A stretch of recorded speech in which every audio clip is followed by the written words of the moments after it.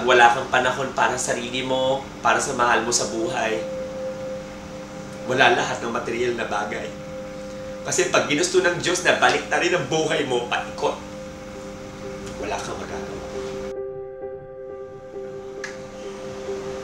Masakit na masarap na balikan ng nakaraan.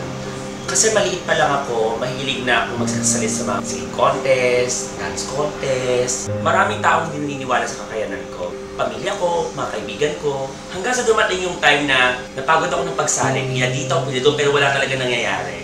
So sabi ko sa sarili ko, 10 years from now, magiging successful ako. Sa awa ng Diyos, binigyan ako ng pagkakataon. Doon ko nakilala ang mundo ng makeup. Ang dami ko nakikilala ng mga artista, nakakapag-makeup ako sa kung saan-saan. Hanggang sa isang araw, nag-isip akong umalis ng bansa. So napunta ko sa Singapore noon, mas okay kasi parang mas malaki kikitain ko. So nung nag-Singapore ako noong 2011, one day nawalan ako ng trabaho. Alam mo yung tipong nakapag-ipon ka na. Lahat nabili mo na eh. Racket ka ng racket. Tapos, nasa ibang bansa ka. Ginagawa mo yung para sa pamilya mo, para sa kapatid ko, para sa pamangkin ko na that time maliit pa lang. Malayo ako sa magulang ko. Sabi ko sa sarili ko, isang araw, gusto ko magkasama-sama kami. Pag-uwi ko ng Pilipinas, talagang walang natira sa akin. Hanggang naisip ko, gusto ko na magpakamatay.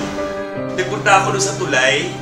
Sabi ko, kung wala na rin din mangyayari sa buhay ko, masubulit mong tapusin ko na lang, bahala na silang lahat. Kasi hindi mo mga kaibigan mo, walang tumutulong sa'yo eh.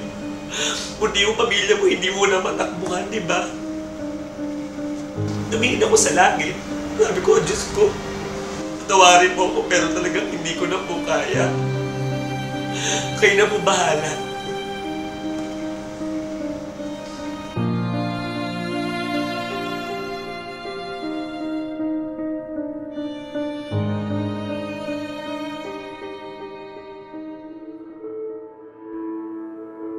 Mabait ang Diyos. Same day, nakareceive ako ng tawag. Sabi sa akin, Bon, makakabalik ka na ng Singapore. Pinagbuti ko, bahal naman ko rin yung trabaho ko na yun kasi para bang second chance mo na yun eh. So you have to do everything, di ba? Okay naman ang lahat. Sabi ko lang sarili ko, kailangan yung kikitain ko dito may invest ko. Baka kasi mangyari na naman yung mawalan ako ng trabaho. There was one time, doon ko na-make up si Miss Aubrey Miles. Yun na pala ang simula nun. Kasi napansin ko, lahat na nangyayari sa buhay ko, lahat magkakonekta. Naka-receive ako ng tawag sa isang kaibigan ko. Sabi nga sa akin, Hoy Bon, meron diyang pupunta sa Singapore na magandang company. Tignan mo. Pumunta kagad ako. Maraming buwan nang lumipas, bagla na naging takbo ng pag-JC Premier ko. I have to choose. Pinili ko ang JC Premier. Paano ko ba to ipapakilala sa market dito? So dumating ang pagkakataon na gumawa ako ng konsepto, isang runway competition.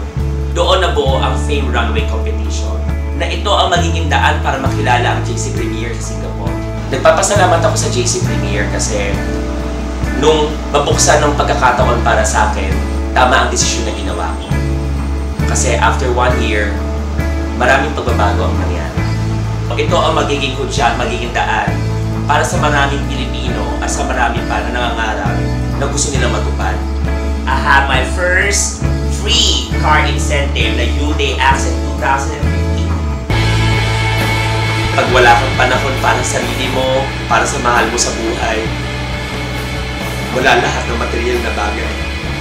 Kasi pag ginusto ng Diyos na balik na rin ang buhay mo, paikot, wala kang magagawa. Pero pag ginusto ng Diyos na iangat ka, kahit ayaw mo, kahit marami pang kumontra, mangyayari talaga. Kasi, natuto kang makinig, natuto kang magdasal, natuto kang sumuko, hindi ka sumuko. My name is Bon Martinez, dating international makeup artist. Ngayon, international independent distributor of JC Premier. Welcome to the Good Life.